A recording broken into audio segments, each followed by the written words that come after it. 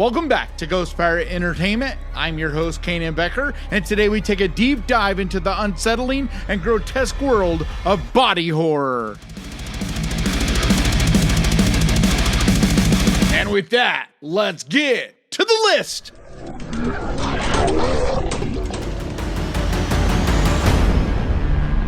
Want to snag a wolf? You gotta outwolf him. Hunter x Hunter is a 2020 psychological horror movie, written and directed by Sean Linden. It stars Devon Sawa, Camille Sullivan, and Nick Stahl. Joseph and his family live in the remote wilderness as fur trappers, but their tranquility is threatened when they think they are being hunted by a rogue wolf. So Joseph leaves his family behind to track it down.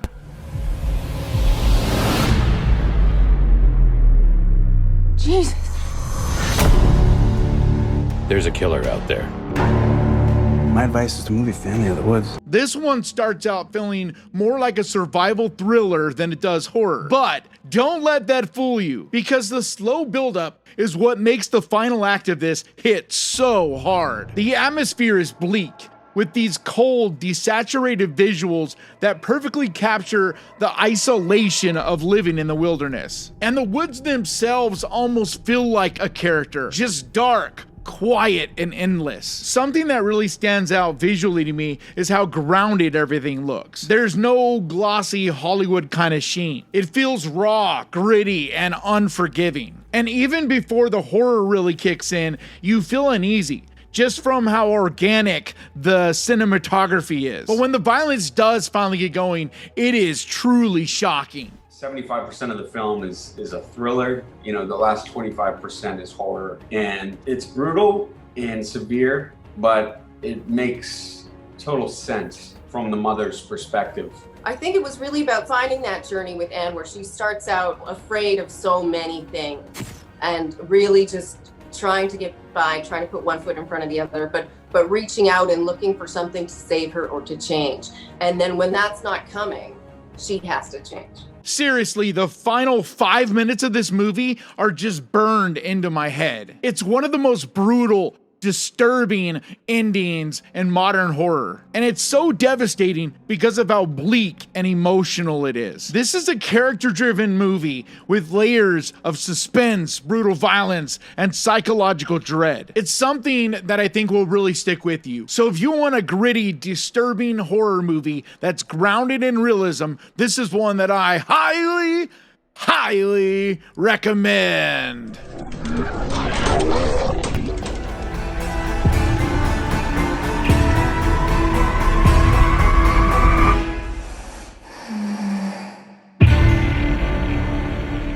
Raw is a 2016 French-Belgian horror movie, written and directed by Julia Ducournau. It stars Garance Millier, Ella Rumpf, and Rabah Nate Afala.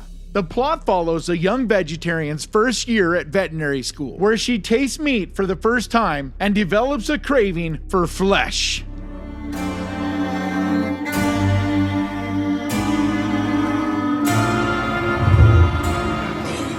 This is a masterpiece of uncomfortability. Every frame of it feels intentional, from the sterile white of the veterinary school to the dark, sweaty parties that feel almost suffocating. The colors are bold, with lots of bright white and fleshy reds, which plays into the whole theme of hunger and transformation. The medical vocabulary is very important to me because medicine has a very big importance in the way I see the world and in the way I see the bodies. And I thought about this cell that would divide, and when a cell divides, there is a loss. You know, you have some matter that is lost. And if there is a loss, it means that something has been torn apart. And if something has been torn apart, it means that there is pain. This is one of those movies that just crawls under your skin and stays with you. It's brutal and shocking, but also strangely beautiful. And that's what I think makes it so special. It's not just some kind of gross out horror. It's layered with so much meaning because it captures that awkward, painful transition into adulthood. It takes those universal feelings of discovering who you you are, the mistakes, the shame, the temptations. But it takes those and pushes them to the extreme into this horrific place, which I think really makes it resonate because yeah, on the surface, it's about cannibalism, but underneath, it's about identity, sexuality, and being thrown into situations you're not ready for that change you forever. But the performance from Garance Millier is what really sells this. She's just incredible in this. You can see every emotion, desire, and fear playing out on her face because she's vulnerable in one moment and then terrifying in the next. It's one of those performances where you feel almost uncomfortable just watching it because it's so authentic. And the direction from Julia Ducournau is fantastic as well, because she doesn't just take the easy road and show you disturbing images. Instead, she makes you feel it. The way she frames up the scenes and doesn't go over the top with the gore. She lingers on small details that make you squirm. A bite mark, a rash, the look of raw meat. It's all enough to just make your stomach turn, just because of how she shoots it. The way she balances beauty and disgust. It's the art of horror at its very best. But what makes Raw so worth watching is it's the kind of horror that challenges you. It's not just about scaring you or grossing you out. It's about making you think, making you feel, and leaving you with images you're not gonna forget. So if you want a visceral horror movie that also has something to say, I think Raw is a fantastic pick. I'm changing specialties, Dr. Grant. Have you ever heard of body modification?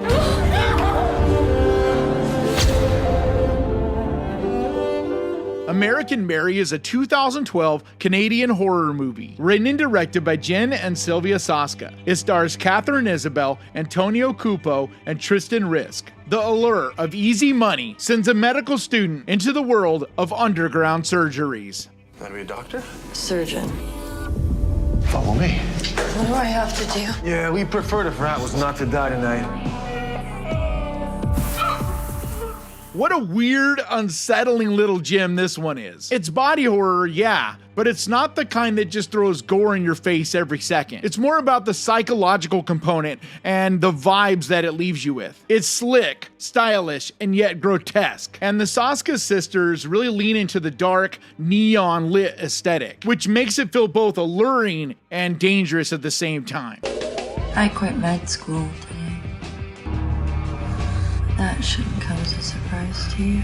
That this is a tragic romance, a love story. Mary is a romantic comedy. People look at me like, it's a movie about a woman who makes a lot of decisions because she wants to be a certain point. She wants this American ideal of the American dream, but she sacrifices a lot of herself to get there, and by the end of the film you see a complete transformation of all these things that she goes through. Because there's this contrast between the world of clinical surgery and the underground body modification scene. So it just creates this constant feeling of uneasiness. And Catherine Isabel, god damn, she is fine in this movie. But she also gives one hell of a performance. She just absolutely owns this role. She's both intimidating and vulnerable all at once. She's so magnetic, you just find yourself glued to her the entire time, even when it gets really dark. Another standout in this movie is the visual effects, because especially the surgery scenes, it's detailed and bloody and very realistic. But what makes it even more unsettling is just how matter-of-fact it all is. Because this character doesn't treat these extreme body modifications as horror, but instead as her work of art. And so the cinematography is done in a way to reflect that, with this almost elegant way of shooting it. This is a sexy, twisted horror movie with a gritty punk rock kind of vibe, but I think it's fantastic and absolutely worth your time.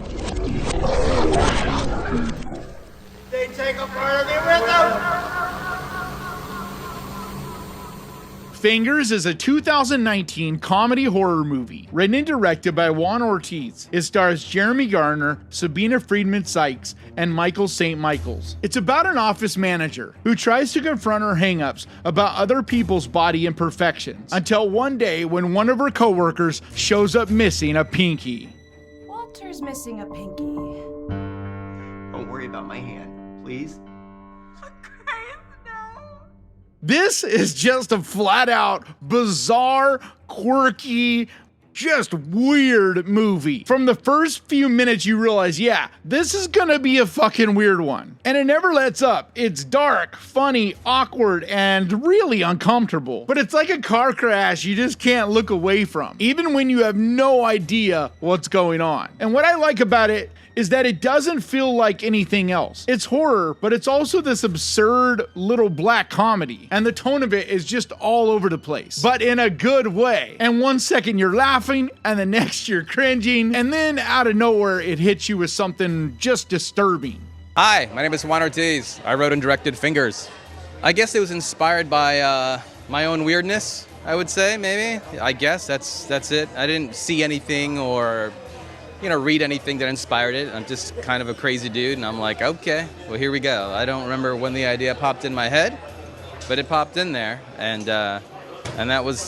that's it. As far as the synopsis, fellow shows up to work missing a pinky, and his boss is absolutely grossed out by it, and she realizes that she's got worse problems than this guy that showed up to work missing a pinky. So that's generally the start of all the fun.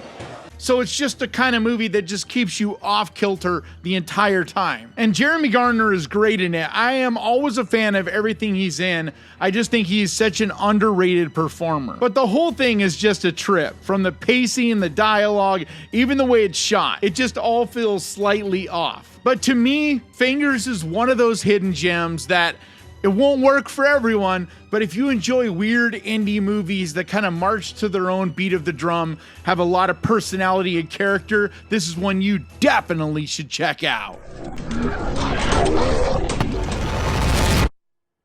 What are you doing down there, Daddy? Come downstairs. I want to see my #1 birthday boy. Clown is a 2014 supernatural horror movie, directed by John Watts in his feature directorial debut. It stars Andy Powers, Eli Roth, and Peter Stormare. The story's about a loving father who decides to dress up as a clown for his son's birthday party, only to discover the costume is cursed. It's not a costume. It's skin of a demon. The concept of this might seem silly and goofy, but trust me when I tell you, this is anything but a silly, funny kind of movie. John Watts is such a smart director. Smart. He'd made this fake trailer about 5 or 6 years ago that just popped up online, and this is kind of pre-social media, like back in the MySpace days. And I got it said directed by Eli Roth. And I got like all these emails and phone calls. People were like, your new movie looks awesome. And I've looked at this fake trailer that he had done. And so I tracked him down and I called him and I said, do you want to turn this into a movie? And he said, first of all, thank you for not suing me. And I said, well, this is Hollywood. Let's wait until the movie's a hit before we sue each other. Yeah, then we right. can sue each other the rest of our lives. Let's make the movie. I said, do you actually have an idea for this? And John and his co-writer Chris Ford, who had written a movie called Frank and Robot, they had an idea. They're like, we actually thought this could be a feature film. And so I said, let's do it. This takes it extremely serious. It's very demented, really dark and twisted. The body horror here is all about a gradual physical change, but they use stunning practical effects that make each stage of the transformation more and more brutal, haunting, and disturbing. And this really uses dread to get under your skin, because it isn't really a jump scare type of horror. But that being said, it does have its moments for sure. But I think it's such a creative, captivating idea brought to life so well. And it's so well made, especially considering it's a small, limited production kind of movie. This is a bizarre, tragic, terrifying movie that goes in a lot of directions you will not see coming. So if you have yet to see Clown, do yourself a favor and check it out.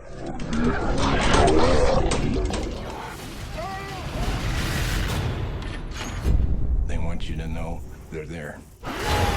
Bug. Bug is a 2006 psychological thriller. Directed by William Friedkin, it stars Ashley Judd, Michael Shannon, and Harry Connick Jr. An unhinged war veteran holes up with a lonely woman in a rundown Oklahoma motel, and the line between reality and delusion becomes blurred when they discover a bug infestation. What is that? Hey, you see it? It's a bug. Jerry, you can't stay here. You throwing me out? Get out of here! Place is crawling with these things. This is the kind of movie that just eats away at you because it really takes its time getting there and builds this intense, uncomfortable nightmare situation. It's about paranoia, and it doesn't provide any easy answers to questions. You know, it raises questions and provides very few answers.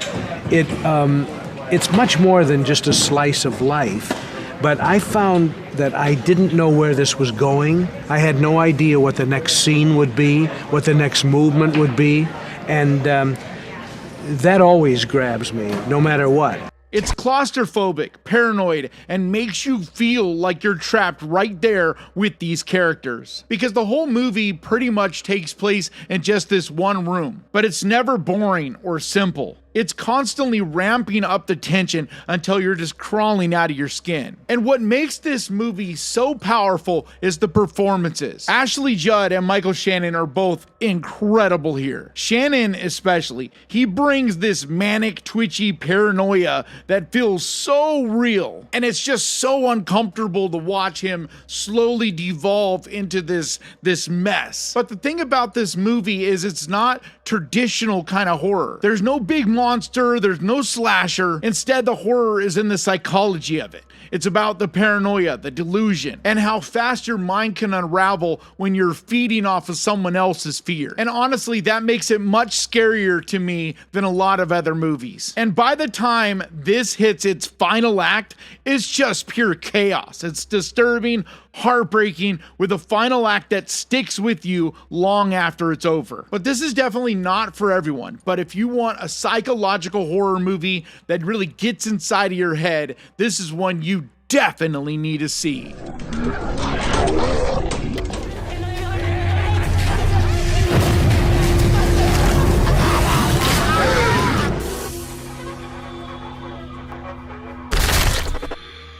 Huesera the Bone Woman is a 2022 Mexican-Peruvian supernatural horror movie. Directed and co-written by Michelle Garza Cervera in her directorial debut. It stars Natalia Solian, Alfonso Dossel, and Mayra Botala. Valeria has long dreamed of becoming a mother, so after learning she's pregnant, she expects to feel happy. Yet something is horribly wrong.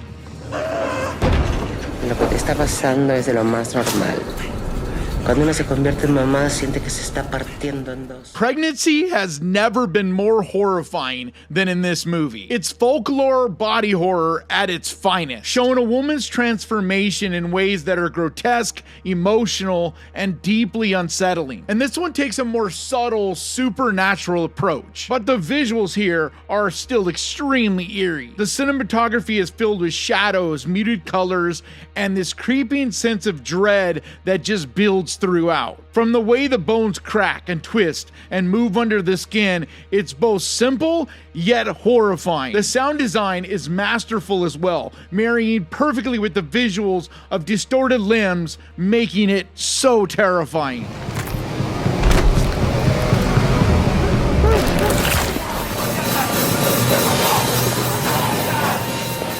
Okay, so there's a legend that is called La Huesera.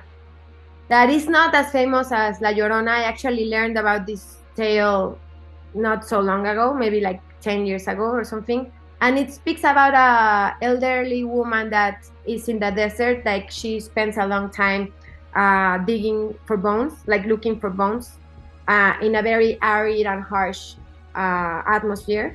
And then throughout a long process of digging, she puts together this skeleton and makes a ritual and set this entity free.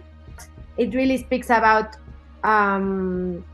putting pieces of yourself together and going through a very difficult process in order to set something free, or something that you need to see.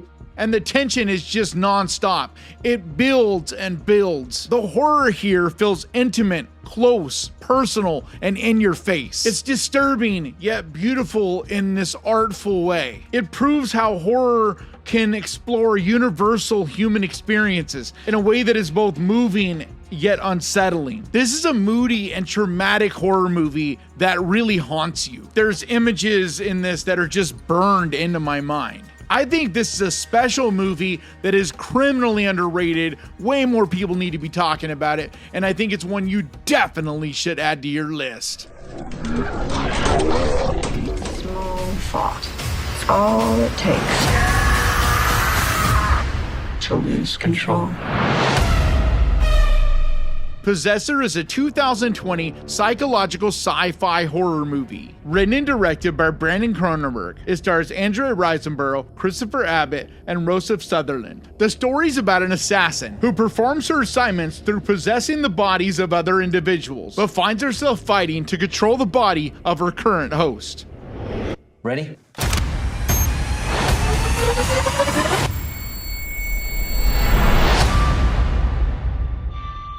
This is a gory, violent, brutal, cerebral, creative kind of movie. Every scene of it is meticulously crafted with intense body horror sequences that make you so uncomfortable, but in the right way. It's high concept violence, blending psychological tension with shocking transformations. It's a mind-bending exploration of control and identity, with lots of layers of symbolism and meaning. And it gets so dark and twisted and warped as the story goes. And I think it's one of the most intense body horror movies from the last decade. It was made by Brandon Cronenberg, the son of David Cronenberg, and if you've been watching this channel for any length of time, you've heard me gush about the movies that he makes. I am so high on him. As much as I am a huge fan of David Cronenberg, Brandon's work is quickly rising to those levels as well. I was also a big fan of his last movie, Infinity Pool, but this one, to me, is still his best work. But he's definitely one of the most exciting filmmakers working today, and I just can't wait to see what he does next. I was feeling sort of outside my own life and waking up in the mornings and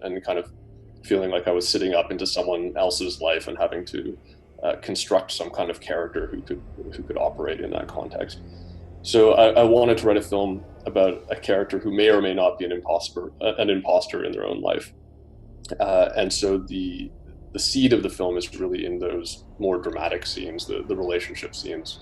This film is so creative and amazing to look at. It's imaginative. It just takes you down so many different paths and makes you feel so many different things. But if you're a fan of sci-fi and horror, you can't do much better than this one. This is one that I highly, highly recommend. Her voice was soft and cold, her eyes were clear and bright, but she's not there. Titane is a 2021 French psychological horror movie, written and directed by Julia Ducournau. It stars Agathe Roussel, Garance Millier, and Vincent Lindon. Following a series of unexplained crimes, a father is reunited with his son, who has been missing for 10 years.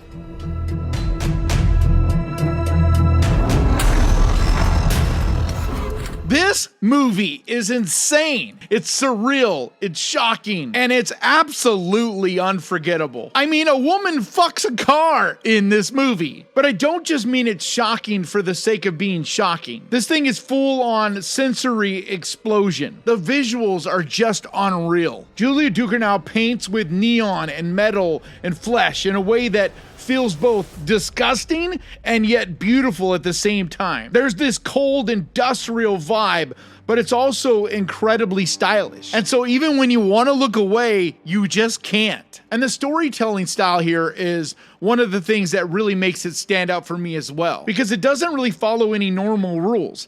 You never feel like you know what's coming. It starts off brutal, then suddenly it shifts into something more strangely tender and even emotional. And that unpredictability is what keeps you off and keeps you guessing. And honestly, it's one of the most unique movie experiences I've had in horror in a long time. Also, the cast here is brilliant, especially Agathe Roussel. This is her first performance, and she is just unreal in this. She's just fearless. She throws herself completely at this movie with an insane, reckless abandon. Like, the stuff she has to do in this movie is amazing. Everything from the wardrobe to the body horror. I mean, what she has to go through and does on screen is truly special. But this is body horror as an art form. It bends the human form, shocks your system, and explores identity, trauma, and obsession in ways no other film really has.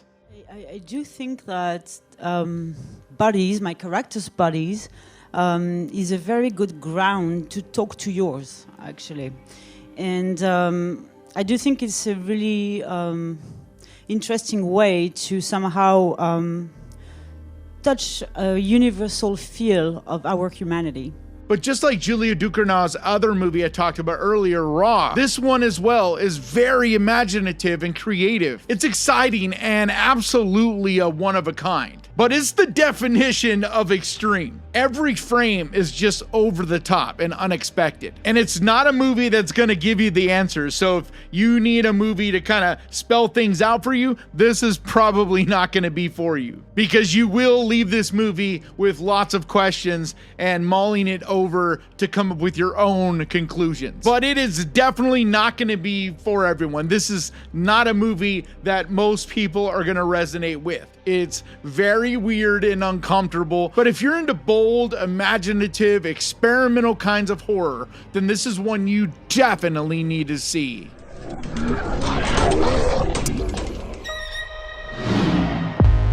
I've lost my mind.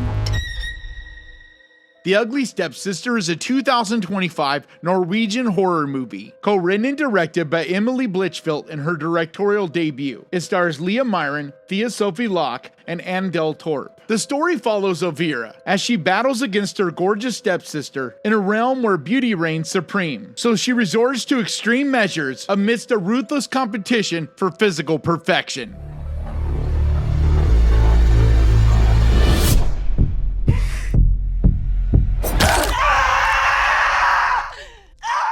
This is a dark, twisted take on the Cinderella story, or to be more specific, about the stepsisters of Cinderella. And it takes these grotesque beauty standards and body horror to transform the fairy tale into something deeply, deeply disturbing. This is modern, creative body horror in a very inventive way that just shows kind of the future, the direction that young filmmakers are taking this genre. It uses the transformation as a metaphor for vanity, obsession, and cruelty. It's fresh, disturbing, and definitely unforgettable. I think that's the fun with body horror, no? If you don't have a physical reaction to it, then the body horror is not working. I think really the insane, exhilarating experience with body horror for me is that I link the character's body to my own. And so I can feel their pain or they're in my own body. And I think that's a beautiful thing of empathy and sympathy that you can have between people, and a great way to, like, quite literally put you in her shoes, you know, in Elvira's shoes, yeah. And it just shows how body horror continues to evolve. This is just kind of showing you where we're at today in the way we use body horror, in a very similar way in a lot of ways to what David Cronenberg was doing back in the late 70s and early 80s, but with its own fresh spin on it. This takes those shocking images and creativity and blends them together in a way that leaves a lasting impression. And it just makes me so excited to see what the next generation of filmmakers are going to come up with, how they're going to continue to push body horror into the future. Because the best things that are being done are the filmmakers that take the technology and what we can do with visual, special effects, practical effects, all these different things, and marry them together in a very realistic way, in ways that will both disturb you as well as make you think and stick with you long after a movie's over. I just think this movie is a real gem and a perfect pick for this Saturday night. So do yourself a favor this weekend, pick one of the movies off of this list, grab your popcorn and your candy, and enjoy! And like always, thank you so much for watching. Please crush that like button, and remember, guys, horror can be fun! And I'll see you all next time!